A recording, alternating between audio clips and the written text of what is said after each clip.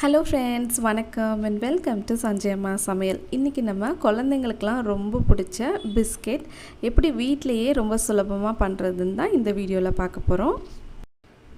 இப்போ இந்த பிஸ்கெட் பண்ணுறதுக்கு நான் ஒரு பாத்திரத்தில் 100 கிராம் அளவுக்கு வெண்ணெய் எடுத்திருக்கேன்.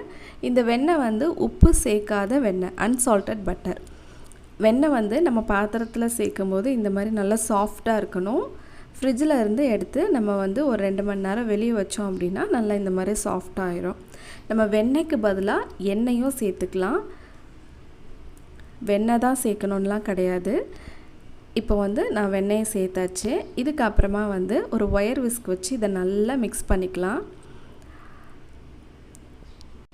இந்த பிஸ்கெட் நம்ம பட்டர் சேர்த்து செஞ்சால் தான் இது நல்லா இருக்குமா, டேஸ்ட்டாக இருக்குமா அப்படிங்கிற சந்தேகமே வேண்டாம். நீங்கள் எண்ணெய் சேர்த்து செஞ்சால் கூட ரொம்ப டேஸ்ட்டாக இருக்கும், சூப்பராக வரும். இப்போ ஒரு 2 நிமிஷம் இந்த பட்டரை நம்ம நல்லா மிக்ஸ் பண்ணிக்கலாம். நம்மக்கிட்ட எலக்ட்ரிக் பீட்டர் இருந்துச்சு அப்படின்னா நீங்கள் அதை வச்சு கூட இந்த மாதிரி நல்லா பீட் பண்ணிக்கலாம். இன்னுமே ரொம்ப சாஃப்டாக கிடைக்கும் நம்மளுக்கு. நான் இன்றைக்கி இந்த ஒயர் விஸ்க் வச்சு தான் நான் இன்றைக்கி பீட் பண்ணி செய்ய போகிறேன். நல்லா இதை மிக்ஸ் பண்ணியாச்சு. இப்போ இது கூட நம்ம 1/2 கப் அளவுக்கு நாட்டு சர்க்கரை சேர்க்க போகிறோம். நான் இன்றைக்கி 1/2 கப்புக்கும் கொஞ்சம் குறைவாக தான் நான் சேர்க்குறேன். 1/2 கப் அளவு சேர்த்தோம் அப்படின்னா நல்லா ரொம்ப ஸ்வீட்டாக இருக்கும். இதை ஒரு மிக்ஸி ஜாரில் மாற்றிட்டு நல்லா பொடி பண்ணி இது கூட நம்ம சேர்த்துக்கலாம். பாருங்கள், இந்த மாதிரி நல்லா பொடி பண்ணிவிட்டு சேர்த்துக்கலாம். இப்போ இதையும் நல்லா இந்த மாதிரி மிக்ஸ் பண்ணிக்கோங்க. ரெண்டுமே நல்லா ஒன்றா கலந்துடணும். நம்ம சேர்த்த நாட்டு சர்க்கரை நல்லா மிக்ஸ் ஆயிடணும், அது கூட நல்லா கரைஞ்சிடணும். அது வரைக்கும் நல்லா இந்த மாதிரி மிக்ஸ் பண்ணிக்கோங்க. நாட்டு சர்க்கரைக்கு பதிலாக நம்ம சீனி கூட பயன்படுத்திக்கலாம். இதே 1/2 கப்புக்கும் கொஞ்சம் குறைவாக சேர்த்துக்கோங்க. இப்போ இதை நல்லா மிக்ஸ் பண்ணியாச்சு. இது கூட நான் இன்றைக்கி 1 கப் அளவுக்கு கோதுமை மாவு சேர்க்க போகிறேன். கொஞ்சம் கட்டிகள் எதுவும் இருக்கக்கூடாது அப்படிங்கிறதுக்காக லைட்டாக அதை சலித்து சேர்த்துக்கிறேன். 1/2 கப் அளவு நம்ம சீனி இல்லைனா சர்க்கரை சேர்த்தோம் அப்படின்னா 1 கப் அளவு கோதுமை மாவு சேர்த்தா சரியாக இருக்கும்.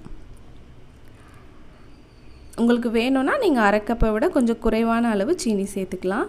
இப்போ நான் ஒரு பிஞ்ச் அளவுக்கு உப்பு சேர்த்துக்கிறேன். சப்போஸ் நீங்கள் சால்டட் பட்டர் சேர்த்திங்க அப்படின்னா இந்த உப்பு சேர்க்காதீங்க, ரொம்ப உப்பு இருக்கிற மாதிரி இருக்கும் பிஸ்கெட்டில்.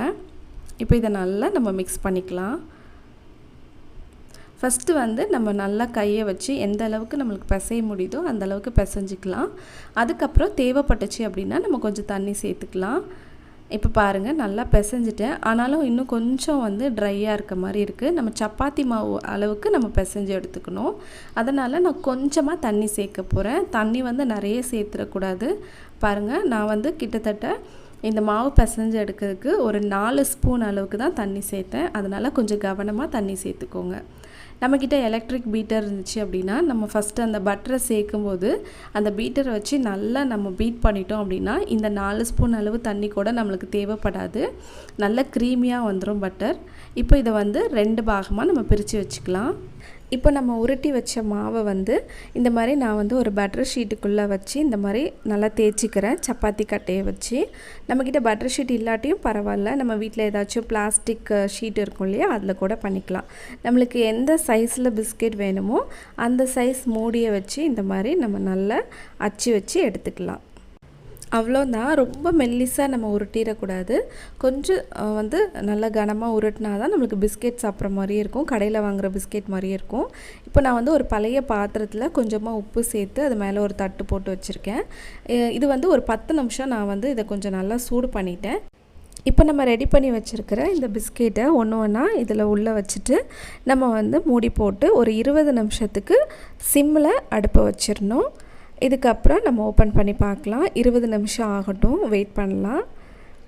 இப்போ நான் மிச்சம் இருக்கிற இன்னொரு மாவு இருக்கு இல்லையா, உருண்டை, அதை கொஞ்சம் பெரிய சைஸ் பிஸ்கெட்டாக நான் உருட்டிக்கிறேன். இப்போ பாருங்கள், 20 நிமிஷம் ஆயிடுச்சு. நம்மளோட பிஸ்கெட் சூப்பராக வெந்து வந்துடுச்சு. பின்னாடி லைட்டாக ப்ரௌன் கலரில் இருந்துச்சு அப்படின்னா நம்மளோட பிஸ்கெட் சூப்பராக ரெடி ஆயிடுச்சுன்னு அர்த்தம். அவ்வளோதான், உடனே சாப்பிடக்கூடாது. ஒரு 10 நிமிஷம் ஆறுனதுக்கப்புறம் சாப்பிட்டீங்க அப்படின்னா இல்லை கிறிஸ்பியாக இருக்கும். இதுக்கப்புறமா நான் ஒரு பெரிய சைஸ் பிஸ்கெட் பண்ணேன் இல்லையா, அதுவும் பாருங்கள் கொஞ்சம் மேலே லைட்டாக நட்ஸை உடச்சி மேலே தூவி விட்டேன் அழகுக்காக. அவ்வளோதான், ரொம்ப சாஃப்டாக, ரொம்ப கிறிஸ்பியாக, ரொம்ப டேஸ்ட்டாக இருந்துச்சு. இந்த பட்டரோட வாசம் சூப்பராக இருந்துச்சு. நீங்களும் இந்த மாதிரி செஞ்சு பாருங்கள். இனிமேல் கடையில் நம்ம பிஸ்கெட் வாங்கவே மாட்டோம். கண்டிப்பாக உங்களுக்கு இந்த வீடியோ பிடிச்சிருக்கும்னு நினைக்கிறேன். என்னோடய சேனலை இன்னும் நீங்கள் சப்ஸ்கிரைப் பண்ணாமல் பார்க்குறீங்கன்னா மறக்காமல் சப்ஸ்கிரைப் பண்ணி பாருங்கள். பக்கத்தில் இருக்க பெல் பட்டனை கிளிக் பண்ணிக்கோங்க. இவ்வளோ நேரம் இவ்வளோ பொறுமையாக இந்த வீடியோவை நீங்கள் பார்த்ததுக்கு ரொம்ப நன்றி.